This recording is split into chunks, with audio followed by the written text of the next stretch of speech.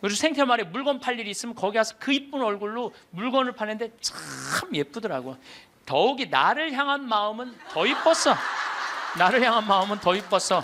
근데 그 글라라가, 죽음을 얼마 앞둔 글라라가 그 이쁜 얼굴로 나를 환하게 웃으면서, 신부님 저 이제 죽는 거 하나도 안 무서워요. 그래서 왜요? 그랬더니 저 얼마 전에 죽어봤어요. 죽었는데 끝도 없는 꽃길이 펼쳐져 있더래요.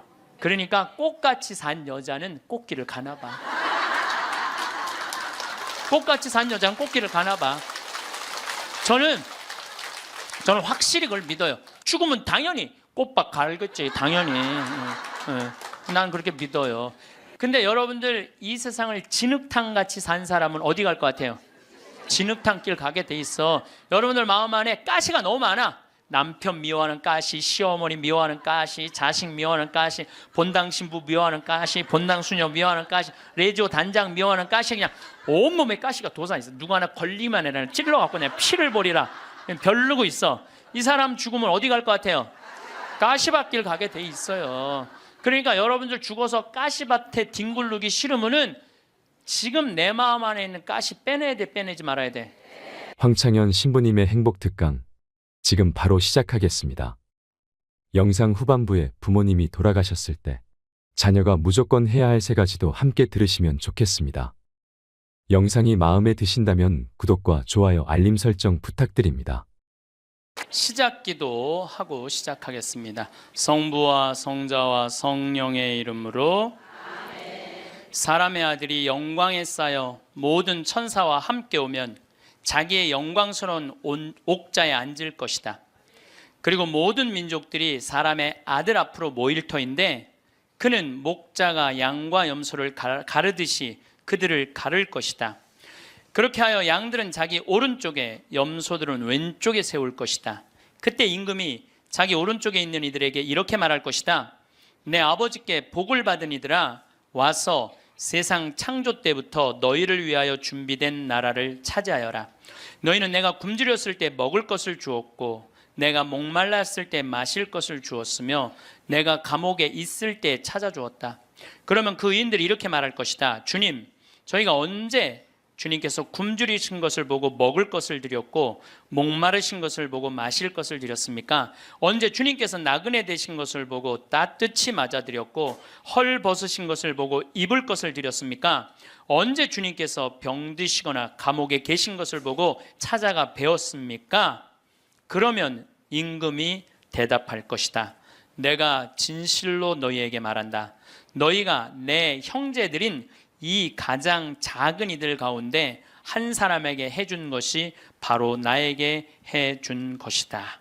아멘. 성부와 성자와 성령의 이름으로 아멘. 참 예수님, 반갑습니다.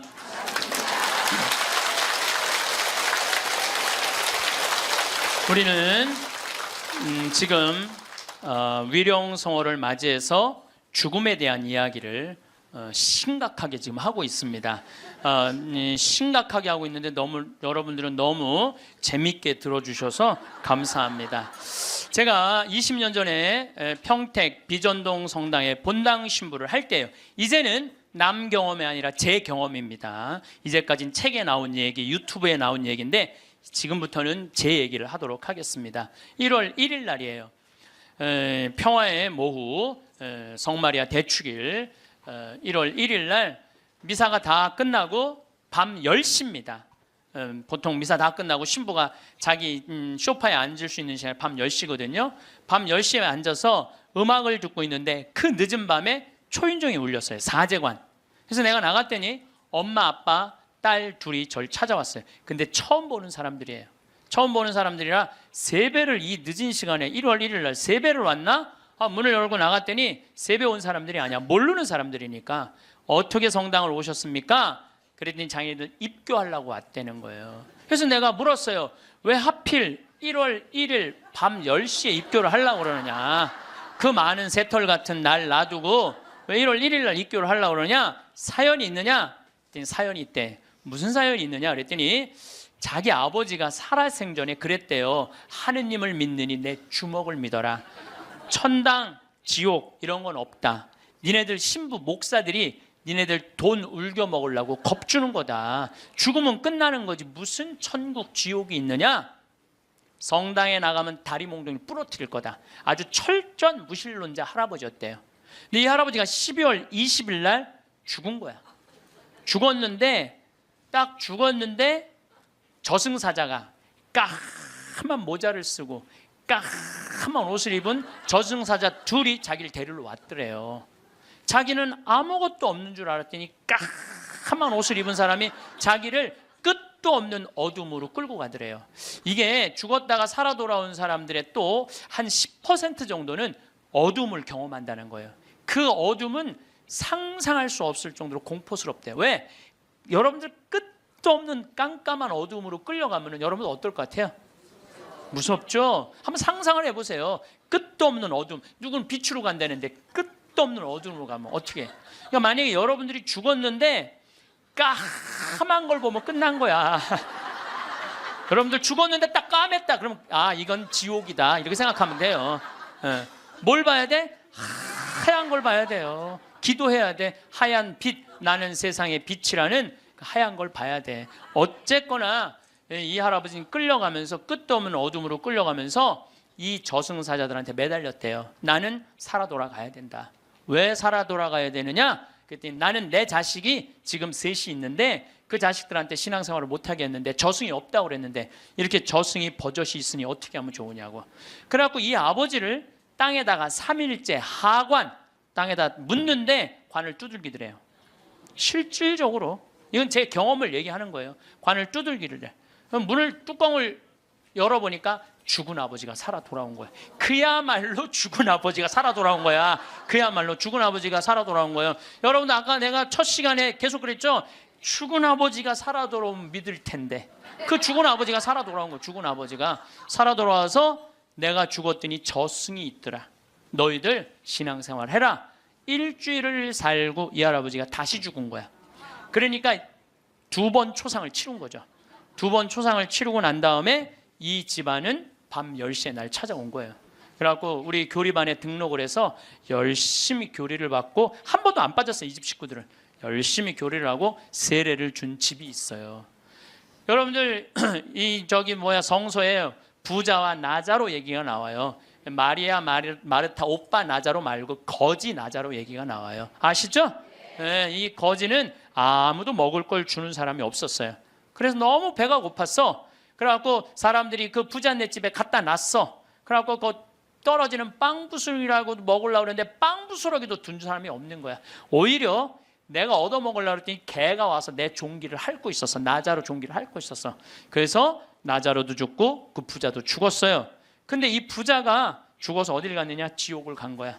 너무 목이 마려운 거야. 근데 이렇게 눈을 들어 하늘을 보니까 그 나자로는 아브라함 할아버지 품에서 너무 행복하게 있는 거야. 그래서 이 부자가 이렇게 말을 건넵니다. 아브라함 할아버지, 저 나자로한테 물을 좀 한 방울만 축 쉬어서 나를 좀 마시게 해주십시오. 갈증스러운 거죠. 이 갈증이 얼마나 고통스럽겠어요. 그랬더니 아브라함 할아버지가 우리 사이에는 가지도 오지도 못하는 구렁텅이에서 우리가 도와줄 수가 없다. 우리는요 지옥에 있는 영혼은 못 도와줘요. 우리 가톨릭 교리로는 연옥에 있는 영혼은 도와줘도 지옥에 있는 영혼은 못 도와줘요. 가지도 오지도 못한다. 그러니까 이 부자가 이런 말을 해요. 그럼 아브라함 할아버지, 저 나자로를 우리 5형제가 있는데 좀 돌려보내갖고 제발 가난한 사람, 불쌍한 사람 도와주고 돈만 알게 하지 말고 가난한 사람, 불쌍한 사람 도와주게 좀 해달라고. 그랬더니 아브라함 할아버지가 이런 말을 해요. 그들에게는 모세와 예언자가 있다. 그때 이 부자가 기가 막힌 얘기를 해요. 모세 예언자 소용없다. 죽은 나자로가 가야 된다. 그 거지 나자로가 가야 된다. 우리들하고 똑같아요. 지금 많은 사람들은 천당이 어딨어? 하느님이 어딨어? 내가 죽은 아버지가 살아 돌아오면 내가 믿을 텐데. 여러분들 죽은 아버지 살아 돌아오면 그 사람들 믿을 것 같아요? 절대 안 믿어요. 이게 신앙이라는 게요, 믿음이라는 게 얼마나 무서우냐면요, 아무리 기적을 보여줘도요 의심이 있는 사람은 그 기적 자체도 부정하는 거예요. 그러니까 예수님이 믿음을 그렇게 강조한 거예요. 그러니까 여러분들 믿으셔야 돼.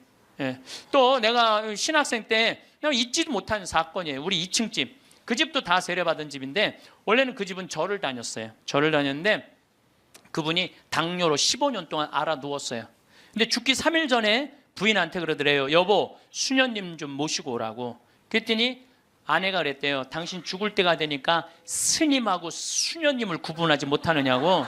당신은 절에 다니기 때문에 스님을 모시고 와야 된다고. 아니라고. 스님, 수녀님을 모셔. 아래층, 그분이 정확하게 얘기하더래. 아래층 신학생 있는 그 성당에 수녀님을 모시고 오라고.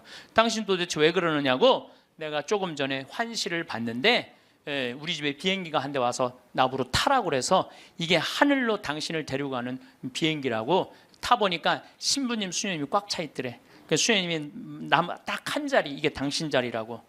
그런데 내가 깨어난 거야, 이 사람이. 근데 내가 어떻게 천주교로 귀의를 하지 않느냐고. 그래갖고 수녀님이 와갖고 교리하고, 이 집은 다 세례를 받았어요. 요즘은 또 나 그런 얘기 참 많이 들어요. 죽을 때 요새는 하느님이 좀 시대가 변해서 데려갈 때 비행기로 데려간대. 비행기로. 그런 얘기 정말 많이 들어요. 비행기로 데려간대. 그래서 비행기 타고 가는 사람들 많은가 봐. 하여튼 우리가 죽으면은 영원히 여행을 떠나는 건 확실해요. 제가 7년 전에 우리 생태마을에 암 환자가 많이 살고 있어서, 지금은 이제 암 환자들하고 안 살아요. 암 환자가 많이 살고 있는데 그 중에 글라라라고 있어요. 정말로 예쁘게 생겼어요. 얼굴도 예쁘고 마음도 예쁘고. 우리 생태마을에 그 암이 걸려서 왔는데도 우리 생태마을에 물건 팔 일이 있으면 거기 가서 그 이쁜 얼굴로 물건을 파는데 참 예쁘더라고. 더욱이 나를 향한 마음은 더 이뻤어. 나를 향한 마음은 더 이뻤어. 근데 이 글라라가 폐암이 걸린 거야. 폐암이 걸려서 뼈까지 전이된 상태에서 우리 집에 왔어요. 뼈까지 전이가 돼갖고 의사 선생님이 6개월밖에 못 산다는 거예요. 6개월. 근데 이 글라라 자매님은 소원이 있는 거야. 아들이 서울신학교 2학년을 마치고 군대에 갔는데 그 아들이 군대 제대하고 학부 3, 4학년을 마치고 대학원에 올라가고 3년을 더해서 신부 될 때까지 살아서 천미사 참여하는 게 소원이야.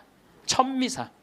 그러면 그렇게 살려면 7년을 더 살아야 되는데 6개월밖에 못 산다는데.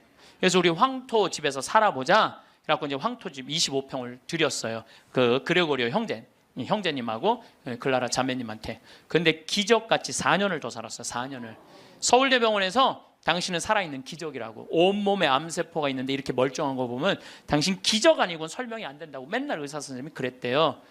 드디어 아들은 대학원까지 올라갔어요. 3년만 더 버티면은 드디어 아들 천미사를 볼 수 있는 거야. 그런데 그 더 이상은 못 견디더라고요. 머리까지 암이 전이가 되니까 그 이쁜 얼굴에 눈을 막 떠는데 내 가슴이 떨리는 거야. 왜 그러느냐 하면은 이제 살 날이 얼마 남지 않았구나. 그걸 보니까 너무 가슴이 아프더라고요.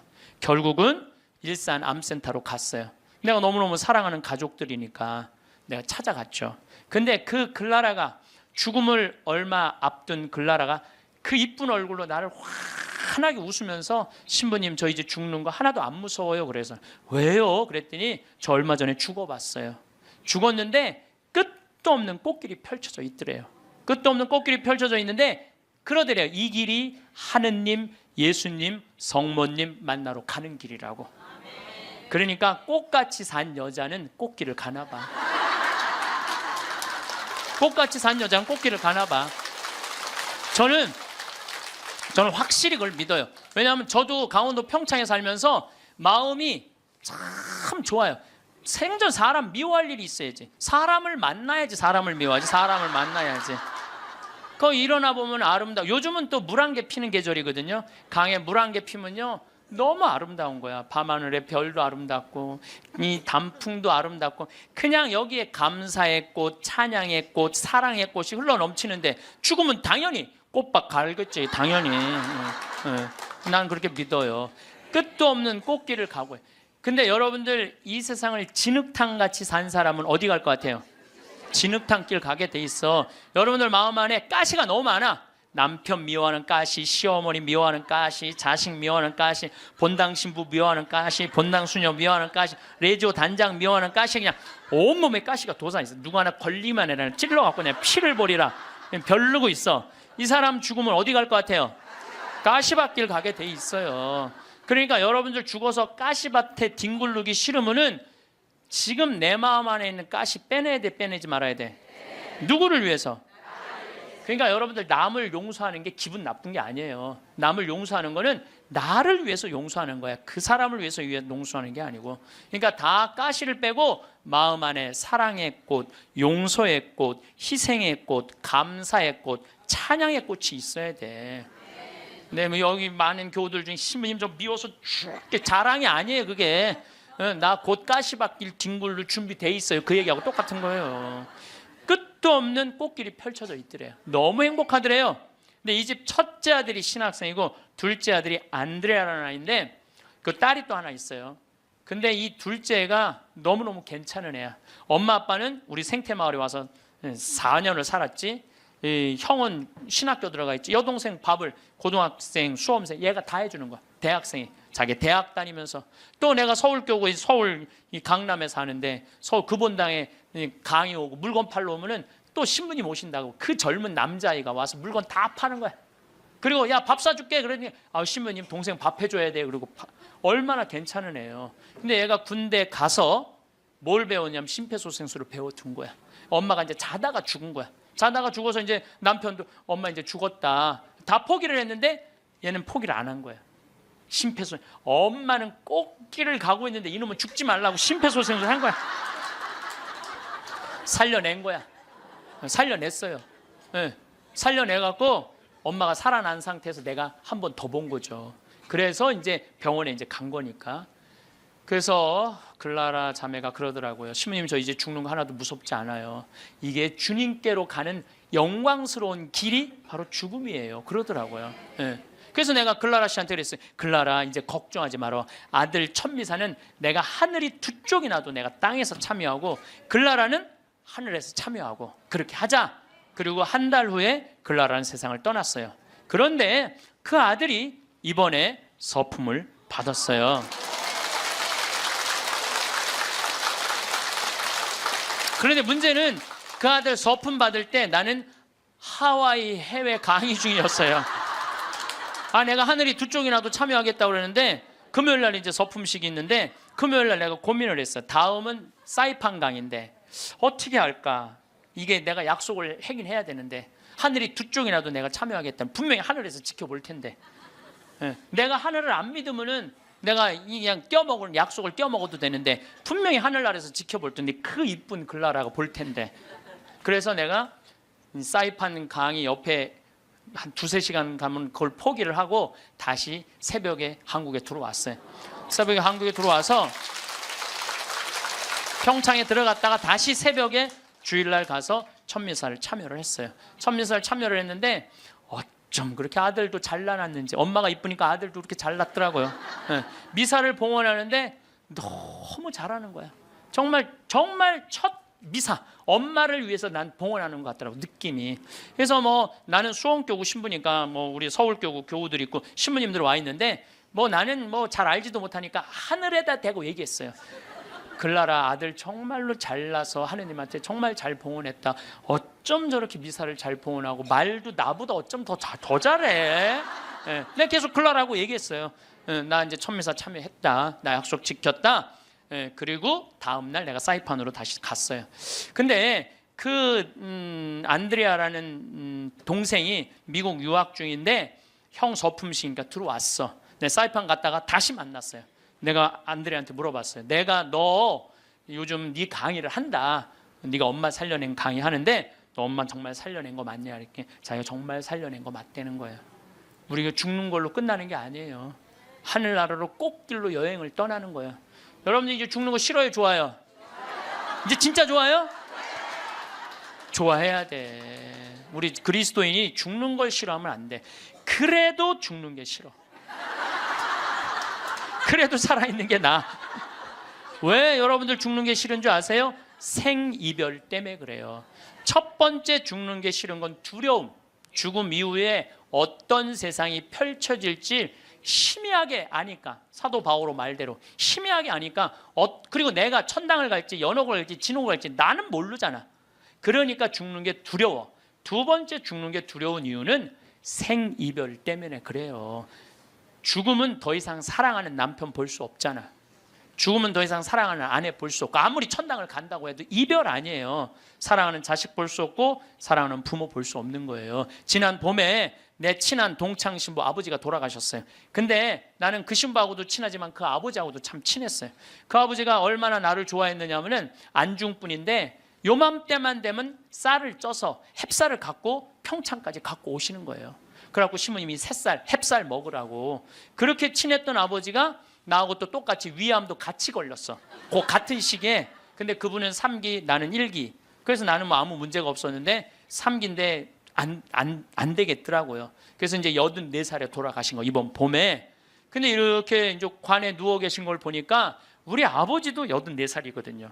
아버지도 84살이니까 우리 아버지도 이제 세상을 떠날 날이 얼마 남지 않았구나, 이런 생각이 드는 거예요. 나도 아버지하고 이별할 날이 얼마 남지 않았다는 생각을 하니까 갑자기 슬프더라고. 이별을 해야 된다는 생각에. 내가 아버지를 정말 좋아하거든요. 참 잘생겼어요, 우리 아버지. 잘생겼거든요, 아버지가. 참 잘생겼어요. 그리고 아주 선비 같고 보면 아주 기분이 좋아요. 근데 이 좋은 아버지하고 이별해야 된다니까 슬프더라고. 그래서 내가 그때부터 나하고 약속한 게 있어. 한 달에 한 번 아버지하고 반드시 밥을 먹으리라. 그래서 아무리 바빠도 수원 근처에 강의 가면은 전화를 해갖고 아버지하고 밥을 먹어요. 그래서 내가 아버지 보면서 이제 그 얘기는 안 하죠. 아버지 죽을 날이 얼마 남지 않아서 밥 먹는다, 그 얘기는 내가 안 해요. 아버지 죽을 날이 얼마 남지 않아서 밥 먹는다, 그런 얘기는 안 해도 이렇게 보면서 내가 이 아버지랑 자주 밥 먹어야지. 앞으로 봄은 얼마나 보나. 1년에 그래봤자 12번밖에 더 먹어요. 여러분 그렇지 않아요? 늙으신 부모님들. 내가 기껏 봐야 얼마나 보겠어. 20년밖에 더 보겠어, 아버지? 그러다 아버지가 100살에 돌아가셨어. 그러면 난 슬프지 않을 거라는 거예요. 그때는 떠나보낼 수 있어요. 살 만큼 살면 떠나보낼 수 있어요. 이번에 그 성심원이라는 보육시설이 있어요, 우리 수지에. 근데 거기에 상설자 수녀님이 김마리아 막달레나라는 수녀님인데 99살에 돌아가셨어요. 99살에. 며칠 전에 우리가 장례미사 갔는데 수녀님이 평생 1400명의 아이들을 길러낸 거야. 그 수녀님이 1400명을 길러내고 신부를 그 보육시설에서 5명을 만들어냈어. 신부를. 그 수녀님이 최대의 업적인 것 같아, 내가 보기에는. 그리고 그 수녀님은 나이를 먹으면 먹을수록 이쁜 얼굴이었어요. 참 예뻤어요. 그 수녀님 아는 분들은 제가 무슨 말을 하는 줄 알아. 근데 99살에 우리가 돌아가시기 전에 백수미사도 해드렸거든. 백수미사도 해드리고. 근데 이제 이렇게 수녀님 누워 계신 걸 보면서 참 멋있게 살다 가니까 하나도 안 슬픈 거예요. 하느님한테 갔구나, 이런 생각을 하니까. 사람은 그렇게 가야 돼요. 우리 아버지가 100살까지 살다가 행복하게 하면 난 행복하게 떠나보낼 수 있다, 이거 아버지. 떠나보낼 수 있어요. 그런데 이번에 세월호에서 죽은 애들, 피지도 못한 꽃이 죽으면 가슴이 아파요, 안 아파요? 얘네들 때문에 왜 아픈지 알아요, 여러분들?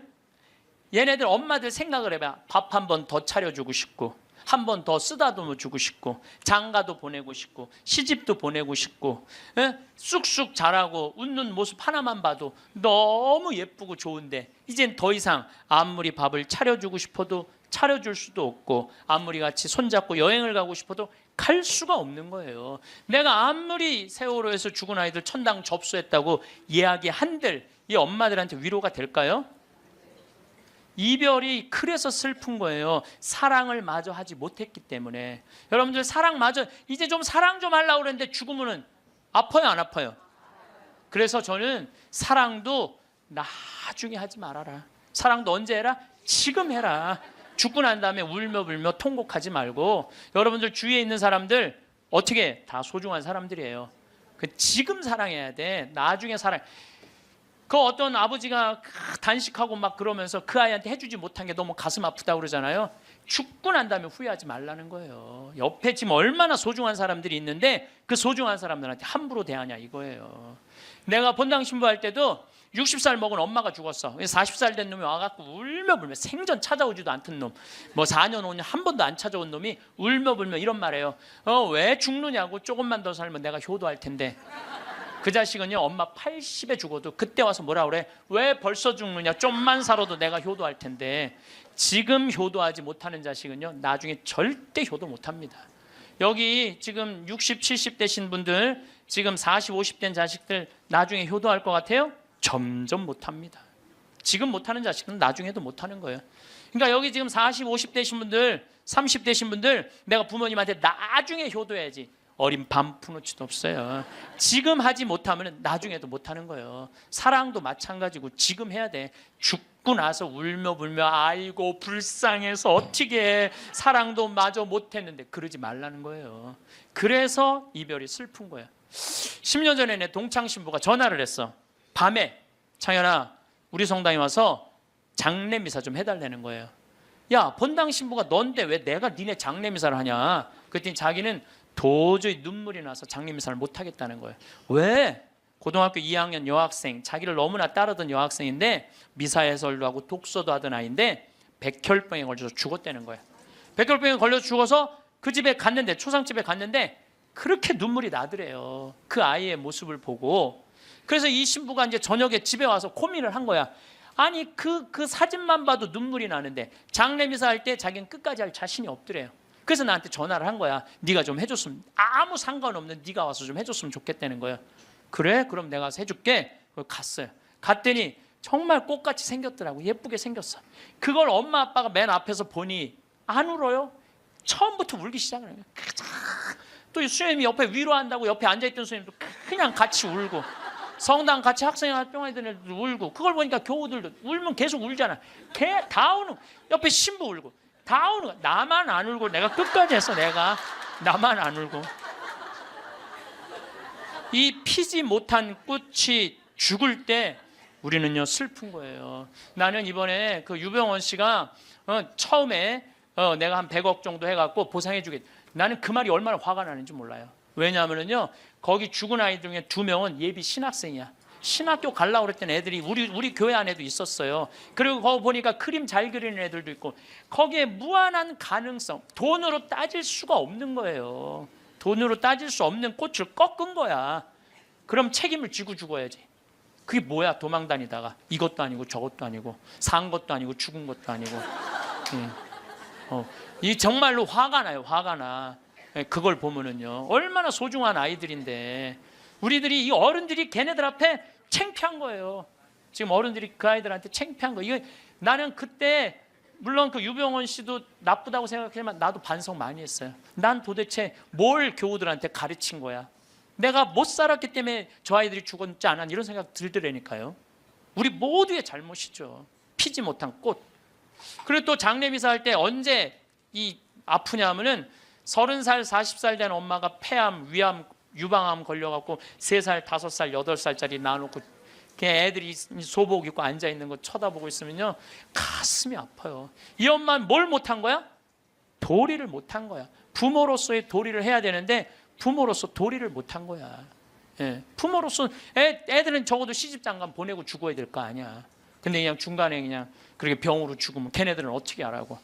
여러분들 막내까지 다 시집장가 보냈어. 마지막 신혼여행 떠나보내고 손님 다 보내고 부부가 저녁에 이렇게 차 한잔 마시면서 뭐라 그래요? 여보 우리 이제 죽어도 여한이 없다. 그러죠? 죽어도 여한이 없다. 할 도리 다 했으니까 사람은 세상에 살면서 사랑도 원도도 없이 해야 되고 도리도 해야 돼. 도리도. 또 60살 먹은 아줌마가 시집으로 왔더니 남편이 노름하고 빚을 잔뜩 져놨어. 그래갖고 그 빚 갚는다고 토요일날 일요일날 놀아봤던 적이 없어. 뼈가 빠지게 일을 했어. 자식들 교육시킨다고 그 잘난 옷 한 번 백화점에서 사 입어봤던 적이 없어. 맨날 10,000원짜리 20,000원짜리 길에서 사 입었어. 친구들 뭐 무슨 유럽 여행 가느니 동남아 여행 가느니 그래도 니네들이나 갔다 오라 그러고 그 돈 가지고 빚 다 갚았어. 그 60살이 돼서 빚도 다 갚고 자식도 다 키워놨어. 돈도 어느 정도 생겼어. 그래갖고 나도 이제 남들처럼 한번 호강 한번 해봐야지. 그래갖고 이제 나가서 외식 한번 하면 먹으면 속이 미식거리네. 미식거리더니 급기야는 뒷목이 땡기는 거야. 그래서 이상하다. 소화제 먹어도 안 되니까 병원에 가보니까 위암 말기라는 거야. 그럼 여러분들 위암 말기 환자들이 뒷목이 땡겨요. 이상하게. 3개월밖에 당신 못 산다고. 그러면 이 60 먹은 아줌마 죽어요 못 죽어요? 한번 호강 한번 해보려고 그랬더니 이제 한번 나도 남들처럼 여행도 다니고 맛있는 것도 사 먹으려고 그랬더니 나보러 죽으랜다고. 난 억울해서 못 죽는다고 그래. 사람은요 이 세상에 태어나고 뭐를 해야 되냐면 호강을 해야 돼요. 행복해야 돼요. 이걸 못하면요 죽을 때 한이 돼서 못 죽어요. 그리고 우리가 살면서요 여러분들 뭐가 있느냐면은 살면서 기뻐야 돼. 내가 봉사활동에 여기 교우들 아마 봉사활동하는 교우들 많을 거야. 그렇죠? 근데 하는 게 너무 힘들어. 지겨워. 근데 예수님 십자가 어디 갔어? 예수님 십자가 예수님 얼마나 고통스러웠을까? 저거 따라서 그 지겨운 그 봉사활동을 십자가 생각하고 계속해. 기쁨이 하나도 없어. 그런 분들 나한테 상담하면 내가 뭐라는 줄 알아요? 당장 관두라고 그래요. 예수님 십자가 생각하고 계속 하지 말라고. 그런 사람들이 나중에 열받으면 예수님 다시 십자가 못 박을 사람들이에요. 못 박을 사람들. 예, 그런 사람들이 못 박아요. 되게 기쁨이 없는 사람들이 나중에 그 공동체를 다 깨요. 뭐든지 기뻐서 해야 돼. 뭐든지 즐거워서 해야 돼. 내가 기쁘지 않고 즐겁지 않으면요 나중에 죽을 때 한이 되는 거예요. 저는 이번에 아프리카 여름에 7, 8월 달에 아프리카하고 남미를 갔어요. 말로는 봉사, 선교로 갔는데 내가 비행기를 105시간을 탔어. 105시간. 그러니까 5일 동안 비행기를 탄 거 5일 동안 하늘에 떠 있었어. 그것도 비즈니스도 아니고 이코노미로만. 근데요 많은 사람들은 다 그래요. 신부님 힘들지 않느냐고. 근데 저는요 하나도 안 힘들어요. 너무 좋아요. 내가 막 교우들 만나러 가고 아프리카 가는 게 아프리카까지 가는데 26시간 비행기를 타야 돼요. 여기서. 그런데도 하나도 지겹지도 않고 너무 좋아. 비행기 안에 있으면서 글 쓰고 이번에 이제 그 비행기 안에서 5일 동안 아무도 나를 건드리지 않잖아. 여기 있으면 그냥 온 사람이 날 건드리는데 비행기 안에서는 아무도 날 안 건드리거든. 그럼 5일 동안 그 책 쓴 거 그거 갖고 이제 원고로 이제 책을 이번에 내요. 그리고 나는 비행기 타면 즐길 줄을 알아요. 밤 비행기 타면요 여러분들한테만 내가 가르쳐 드리는 거야. 밤 비행기를 타면은요 비행기 표를 창가를 꼭 끊으세요. 창가. 그것도 날개에 끊으면 안 되고 맨 뒤에 꼭 꼬리 쪽에 끊으세요. 꼬리 쪽에. 그래갖고 비행기가 하늘에 올라가면요 깜깜할 때 창문을 열어보세요. 별이요 아래로 쫙 보여요. 별이 위로 보이는 게 아니라 아래로 쫙 보여요. 별똥별이 아래에서 쫙쫙 떨어질 때요 별똥별이 하룻밤에 2만 개가 떨어지니까 창문 열면 여러분들 아무 때나 볼 수 있어요. 얼마나 환상적인지 몰라요.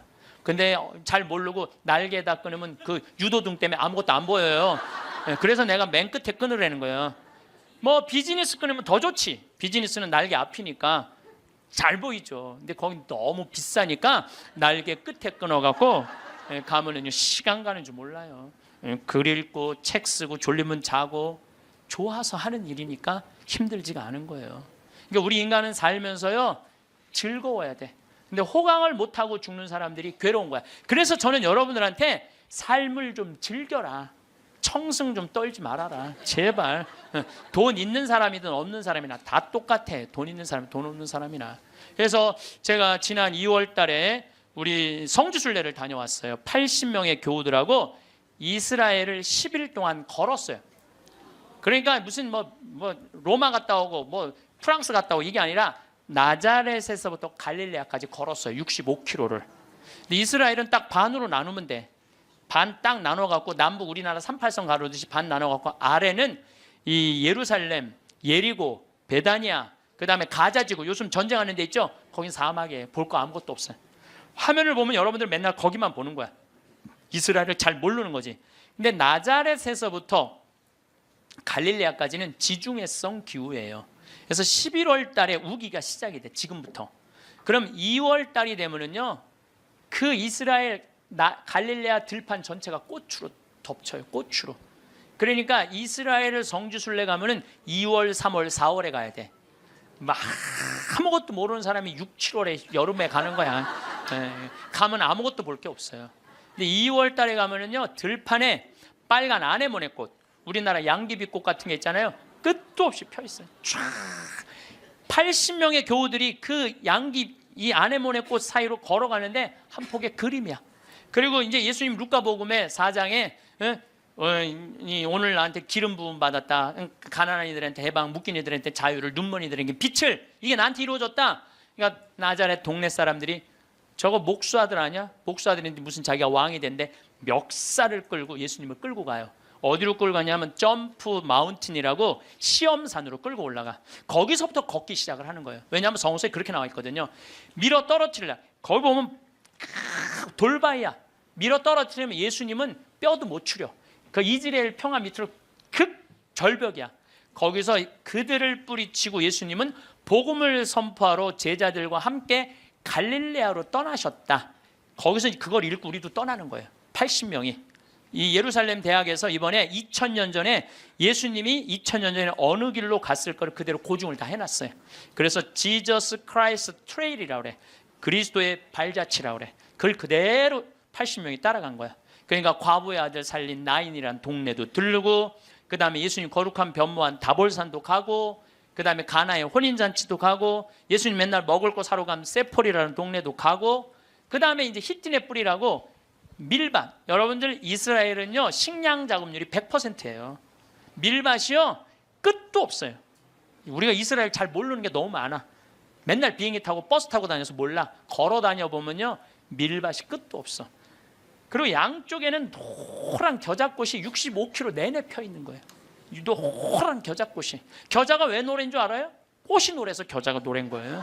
네, 꽃이 노래서. 네, 그걸 열어보면은 노래요. 실질적으로. 네, 겨자를 이렇게 밀어보면은 그러니까 65km 내내 가는 내내 예수님하고 제자들이 본 거라고는 겨자꽃밖에 본 게 없는 거야. 그래서 예수님 말만 하려고 그러면 겨자꽃이 보이니까 저거 봐라, 겨자씨 하나일 만한 믿음만 있어도 돌모하고 나면 산에 있는 거 바다에 심겨질 것이다. 그리고 갈 때는 이 무릎 정도의 겨자가 자랐는데 갈릴레아 도착을 하니까 더미로 산더미로 5m 6m로 겨자꽃이 동산으로 이루고 있는 거야. 저거 봐라, 하늘나라는 저거와 같다. 나는 이게 여러분들 가봐야 알아. 이렇게 백날 말하면 소용없어. 이런 얘기를 들으면은 무슨 생각이 들어요? 가고 싶다. 나도 한번 가보고 싶다. 죽기 전에 나도 한번 꼭 가보고 싶다. 이런 생각 들죠? 근데 나는 여러분들한테 너무 안타까운 게 바로 그거예요. 왜 그 좋은 데를 죽기 전에 가요?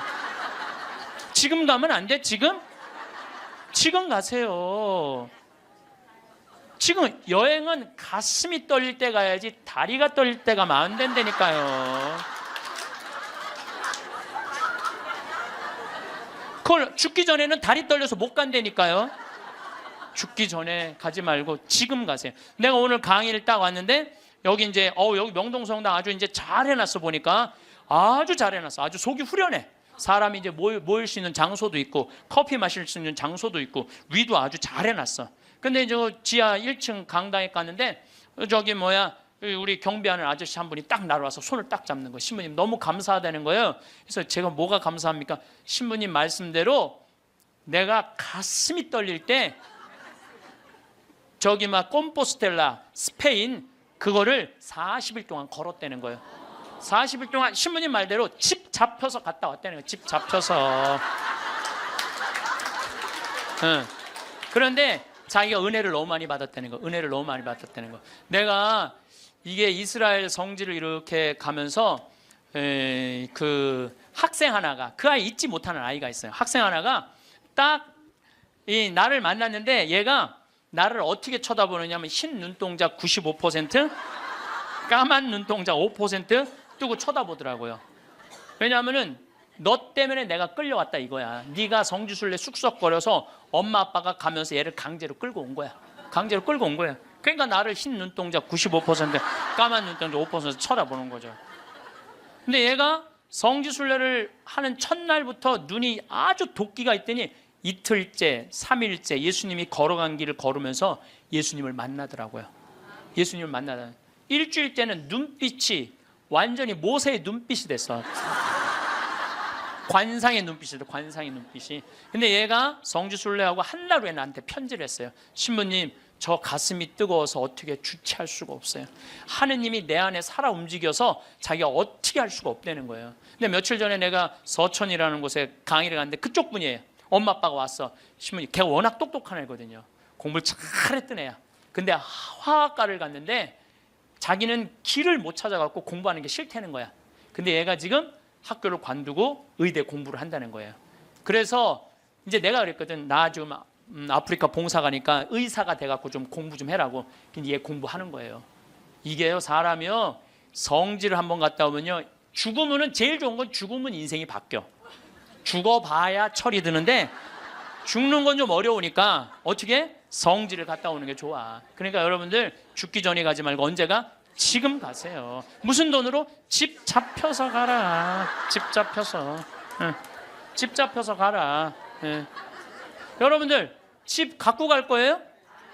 집 두고 갈 거예요. 두고 갈 집을 그렇게 벌벌벌 떨면서 이러지도 못하고 저러지도 못하는 분들 보면 너무 가슴이 아파요. 여러분들 이건희 회장님이요, 재산이 12조 5,900억이래. 12조 5,900억. 나는 12조도 필요 없어. 12조 뭐하러 필요해? 5천억도 난 필요 없어요. 그 끄트머리 900억만 있어도 좋겠어. 나 끄트머리 900억만 있어도 좋겠어. 그런데 그 900억도 필요 없어요. 쓰러져 누우면요, 아무 의미가 없는 거예요. 돈이 아무리 많으면 뭐예요. 벤자민 플랭클린이라고 미국 독립선언서 쓴 사람이 이런 말을 해요. 재산을 잃으면 조금 잃은 거고, 명예를 잃으면 반을 잃은 거고, 건강을 잃으면 다 잃은 거다. 아파갖고 누우면요, 아무리 돈이 많아도 소용없는 거예요. 물론 나는 이건희 회장님이 빨리 완쾌되길 바라요. 왜냐하면 누가 뭐라 그래도 한국의 제1의 기업을 세계에 내놓은 사람이에요. 그러니까 난 회복되길 바라요, 빨리. 그리고 회복돼서 제발 하늘나라 올라와. 다 이제 그런 사람들이 하늘나라 경험 많이 하잖아요. 하늘나라 이제 갔다 온 경험을 가지고 12조 5,900억을 다 나눠줬으면 좋겠어. 다 나눠줬으면. 살아 돌아와서.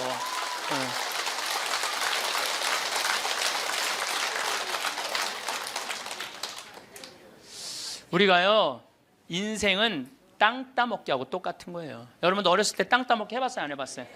해봤죠? 땅 따먹기.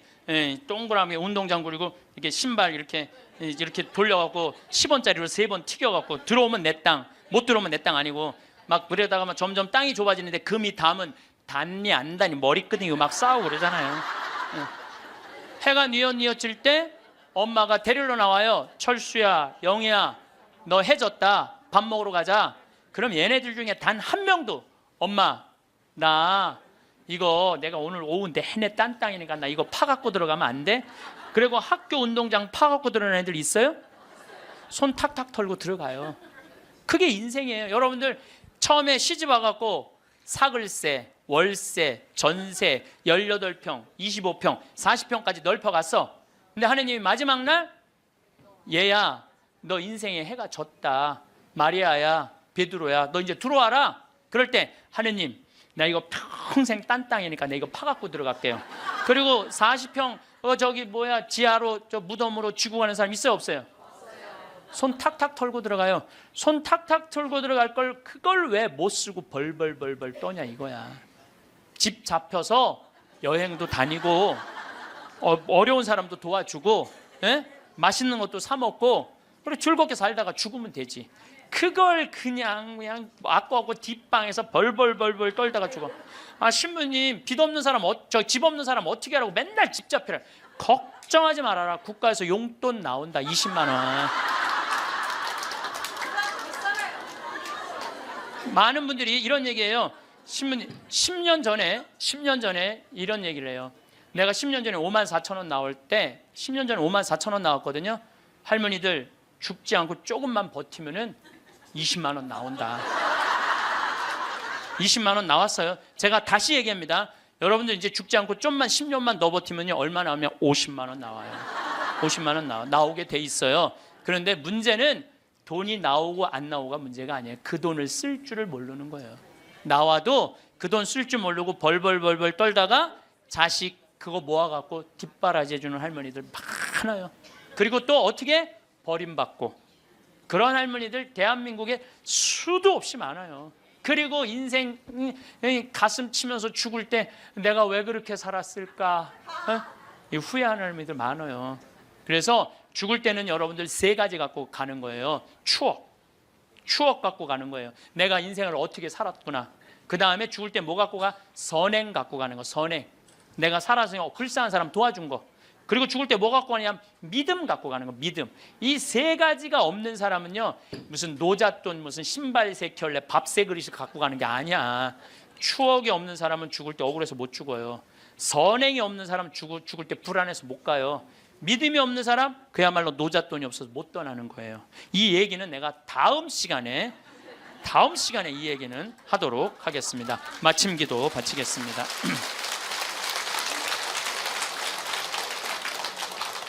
이 구상 시인이 우리 맨날 노벨상 받니 안 받니 그랬는데 참 이 시를 죽음에 대한 시인데 너무 재밌게 썼어요. 그래서 여러분들 기도하면서 한번 들어보시면 좋겠어요. 성부와 성자와 성령의 이름으로 아멘.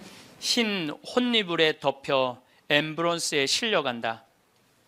밤하늘이 거꾸로 발밑에 들이우며 죽음의 아슬한 수렁을 짓는다. 이채로 굳어 뻗어진 내 송장과 사그라져 앙상한 내 해골이 떠오른다. 돌이켜 보아야 차고 투성이 한평생 영원한 동산에다 꽃 피울 사랑커녕 땀과 눈물의 새싹도 못 지녔다. 이제 허둥대자 부질없는 노릇이지. 아버지, 저의 영혼을 당신 손에 맡기나이다. 신용만 했지 옳게 섬기지 못한 그분의 최후 말씀을 부지중 외우면서 나는 모든 상념에서 벗어난다. 또 숨이 차온다. 하느님 아버지, 저희들이 당신 아들이 죽음을 통해서 열어놓은 하늘나라를 가기 위하여 이 자리에 모였습니다. 당신은 사랑이 많으시기에 당신 아들을 이 세상에 내어 놓으실 정도로 우리를 사랑하셨기에 우리들은 당신의 자비를 믿나이다. 우리가 인간으로 살아가면서 나약한 점, 부족한 점, 그래서 쓰러질 때도 참 많습니다. 하지만 저희들은 당신의 자비를 믿습니다. 부족한 우리 하늘나라 희망하고 있습니다. 여기 모인 모든 이들이 마지막 날 하늘나라에서 기쁘게 이 세상 이야기, 오늘 즐거웠던 시간 이야기할 수 있는 그런 하늘나라의 선물 허락하소서. 영광이 성부와 성자와 성령께 성부와 성자와 성령의 이름으로 감사합니다. 황창현 신부님의 행복특강 어떠셨나요? 죽음 껴안기라는 주제가 우리 마음에 참 깊은 울림을 주는 것 같습니다. 부모님이 돌아가시면 되게 막막하실 겁니다. 오늘은 부모님이 돌아가셨을 때 자녀가 무조건 해야 할 세 가지에 대해 말씀드리겠습니다. 상속이 펼쳐졌을 때, 말 그대로 부모님 중에 한 분이 돌아가셨을 때, 아니면 일가 친척이 돌아가셨을 때, 배우자가 돌아가셨을 때, 장례를 치르고 나서 한번 꼭 보시면 큰 도움이 되지 않을까 싶습니다. 상속이 발생하게 되면 고인에 대한 슬픔에 잠겨 상속 관련 절차는 꼼꼼하게 신경 쓰지 못하는 경우가 있습니다. 또는 상속인들 간의 분쟁으로 신고나 납부기한을 놓쳐 가산세까지 납부하는 사례도 종종 발생합니다. 슬픈 헤어짐 속에서도 이것만큼은 꼭 챙기셔야 하는 것들에 대해서 말씀드리겠습니다. 부모님이 돌아가시면 제일 먼저 챙겨야 할 세 가지. 부모님이 돌아가시면 제일 먼저 챙겨야 할 첫 번째는 사망진단서 챙기기입니다. 사망진단서는 사망계 시일을 확인할 수 있는 서류로 상속인들이 상속 재산을 가져올 수 있는 근거가 됩니다. 피상속인과 상속인 간의 관계를 확정지어 피상속인의 사망을 원인으로 상속 권한이 있음을 입증할 수 있는 중요한 서류입니다. 부모님이 돌아가시면 제일 먼저 챙겨야 할 두 번째는 장례식장 비용 영수증입니다. 장례식장 비용은 관련 증빙 자료가 없다면 500만 원까지, 있는 경우 1000만 원까지 경비로 인정됩니다. 봉분을 하신 경우 봉분 비용도 500만 원까지 경비로 인정받을 수 있기 때문에 영수증을 꼭 챙기셔야 합니다. 부모님이 돌아가시면 제일 먼저 챙겨야 할 세 번째는 사망신고입니다. 사망 사실을 안 날로부터 30일 이내에 시읍면 사무소나 주민센터에 방문해서 신고하셔야 합니다. 기간 내 신고하지 않는 경우 과태료가 발생하니 유의하시기 바랍니다. 돌아가신 부모님 재산을 확인하는 가장 쉬운 방법을 아시나요? 사망진단서와 장례비용 영수증을 챙기고 사망신고를 하셨다면 다음으로는 상속신고를 위한 재산을 확인을 하셔야 합니다. 자녀라고 하더라도 부모님이 어떤 은행 계좌를 사용하고 계신지, 어떤 주식이나 부동산을 가지고 계신지 자세히 모르는 경우가 대부분일 텐데요. 쉽고 빠른 재산 조회를 위해 두 가지 사이트를 추천드립니다. 첫 번째는 정부24의 안심상속 원스톱 서비스입니다. 정부24 홈페이지에 들어가셔서 안심상속 원스톱 서비스를 이용하면 쉽고 빠르게 피상속인의 금융거래, 토지, 건축물, 세금, 연금, 자동차 등 모든 재산을 한 번에 통합 조회할 수 있습니다. 두 번째는 금융감독원의 상속인 조회 서비스입니다. 여기에서는 상세 내역을 프린트해서 볼 수 있는 문서 형태로 확인이 가능합니다. 은행, 보험 내역을 세부적으로 확인 후 예금 및 보험금을 수령할 수 있습니다. 돌아가신 부모님이 쓰시던 핸드폰은 어떻게 해야 할까요? 보통은 부모님이 쓰시던 휴대폰을 해지하시지만 1년 정도는 낮은 요금제로 유지하시는 걸 권해드립니다. 세 가지 이유에서인데요. 첫 번째는 사진을 보며 추억을 되새길 수 있다는 점도 있고, 두 번째로 채권 채무 관계를 확인하는 데도 필요합니다. 받을 돈은 상속재산에 포함하고 갚아야 할 돈은 채무 공제로 제외해야 하니 상속세 신고 전에 채권 채무자와 연락하셔서 내용 및 금액을 확인하셔야 합니다. 마지막으로는 부고 소식을 듣지 못한 사람들을 위해서입니다. 해외에 체류하는 등 개인 사정으로 연락을 받지 못한 분들에게 작고 소식을 전할 수도 있습니다. 그리고 한 가지 더 아셔야 할 게 있습니다. 자식에게 용돈을 잘못 주면 상속세 폭탄을 맞습니다. 상속세 신고 시 주의하셔야 하는 점에 대해 한 가지 말씀드립니다. 바로 사전증여재산입니다. 상속세는 상속세 및 증여세법 상위 과세표준과 세율을 적용받음에 따라 상속인은 10년 이내, 상속인 외의 자는 5년 이내에 사전 증여재산을 합산하게 됩니다. 만약 상속 당시 상속재산은 10억 원이더라도 10년 이내 100억 원을 증여한 내역이 있으면 이를 합산하여 110억 원으로 신고하셔야 합니다. 따라서 10년간 피상속인의 모든 계좌 내역을 받아서 사전 증여 내역을 확인하셔야 상속세 신고 시 누락되는 부분이 없이 신고할 수 있습니다. 많은 분들이 과연 국세청에서 10년치 계좌 내역을 다 볼까 궁금해하실 텐데요. 네, 10년치 내역을 다 봅니다. 사망 전 10년 내에 주거래 은행을 바꾸었다면 이를 파악하여 10년간 모든 계좌 정보를 확인하는 게 중요합니다.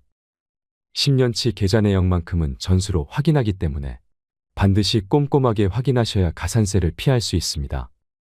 본세보다 무서운 게 가산세라고 하죠. 누락된 부분에 대한 조사가 실시되어 상속세가 추징되는 경우 무신고 가산세와 납부 불성실 가산세가 발생하는 점을 유의하셔야 합니다.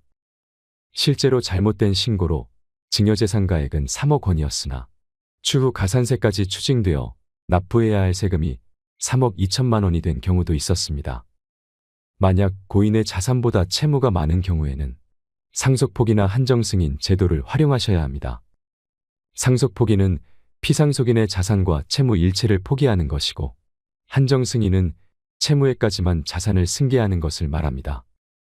고인의 자산과 채무 내역을 최대한 빨리 파악하셔서 과도한 채무 승계로 인한 피해가 없도록 하셔야 합니다. 마지막으로 부모님이 돌아가시면 6개월 내에 꼭 해야 하는 것에 대해 말씀드리겠습니다. 첫 번째는 부동산 감정평가입니다. 보통은 시가라고 하는 유사매매 사례 가격으로 부동산 평가를 합니다. 이는 같은 단지 내에 같은 면적 또는 5% 이내 면적의 물건, 공동주택 가격의 5% 이내의 부동산이 상속 개시일 전후 6개월 내에 팔린 가격을 말합니다. 다만 부동산 시장이 급락하는 상황에서는 부동산 감정평가를 받으시는 걸 추천드립니다. 부동산 감정평가를 받아 줄어든 평가액으로 상속세를 신고한다면 상속세 부담을 줄일 수 있습니다. 다만 추후 해당 자산 매도 시에는 해당 감정가가 취득가가 되기 때문에 미래의 양도소득세는 늘어날 수 있습니다. 반드시 줄어드는 상속세와 늘어나는 미래의 양도소득세를 비교하셔서 전략적으로 선택하셔야 합니다. 두 번째로 상속세뿐만 아니라 취득세, 종합소득세 등 각종 세금을 기한 내 신고하셔야 합니다. 간혹 상속인들 간의 분쟁으로 상속재산에 대한 소유권이 명확하게 정해지지 않은 경우에도 기한은 꼭 지키셔야 합니다. 그렇다면 세금은 누가 어떻게 낼 것이냐 고민이 많으시죠? 이때는 피상속인 계좌를 공동계좌로 만들 것을 추천드립니다. 우선 세금은 기한 내 납부하신 후에 상속인들 간 조율하시는 것이 현명합니다. 만약 고인이 사업자였다면 종합소득세 신고도 6개월 내에 해야 합니다. 흔히들 다음연도 5월까지라고 알고 계시는데 사망이 발생한 경우는 예외적으로 6개월 이내에 신고해야 합니다. 최대한 빨리 진행하셔야 신고 및 납부 지연으로 인한 불이익을 피하실 수 있습니다. 우리 주변에 사랑하는 이가 떠나면 헛헛한 마음을 추스르기 힘들겠지만 또 누군가는 장례 후 절차를 진행해야 하지요. 주위의 소중한 분들께 이 영상을 공유해 주세요. 언젠가 필요한 순간에 도움이 되었으면 좋겠습니다. 오늘도 함께 해주셔서 감사드립니다. 이상으로 책틀맨이었습니다. 지혜를 쌓는 당신의 오늘이 아름답습니다. 더 좋은 영상으로 찾아뵙겠습니다.